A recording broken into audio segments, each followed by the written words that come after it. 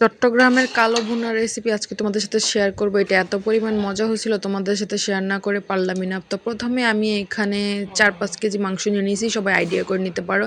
তারপর এখানে অল্প কিছু কাঁচা পেঁয়াজ দিয়ে দিলাম, তারপরে দিচ্ছি এখন ধনিয়া গুঁড়া, জিরা গুঁড়া, আর এখন দিয়ে দিচ্ছি একটু লবণ। তারপরে আমি এখানে একটু শাহি মশলা, হলুদের গুঁড়া একসাথে করে রাখছিলাম, ওইটাই এখন দিয়ে দিচ্ছি। এখন আমি কিছু গোটা মশলা দিয়ে দিব, যেমন এলাচ, দারচিনি, তেজপাতা। তেজপাতাগুলো একটু কেটে নিয়েছি, আর 4-5টা স্টার মশলা, আর কালো ভুনার যে প্যাকেট মশলাটা পাওয়া যায় ওই প্যাকেট মশলাটা আমি এখানে অর্ধেক পরিমাণে নিয়ে নিয়েছি, অর্ধেক না একটা পরিমাণে নিয়ে নিয়েছি। তারপর আমি দিয়ে দিব এখন পেঁয়াজ বেরেস্তা, তারপরে একটু দিয়ে দিব সয়া সস।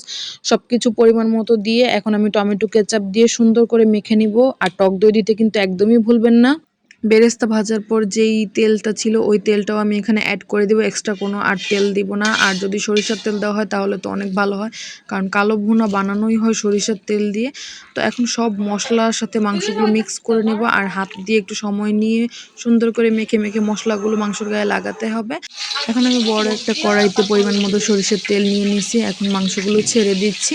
আর মাংসগুলোকে আমি সুন্দর করে কষিয়ে নেব। কষিয়ে নেওয়ার পর যেই পানিটুকু থাকবে, মানে মাংস থেকে যেই পানিটুকু বের হবে, ওই পানিটুকু শুকিয়ে আমি চুলার আঁচটা কমিয়ে দেবো, যাতে এটা তাপে তাপে রান্না হয় আর একদম কালো হয়ে যায়।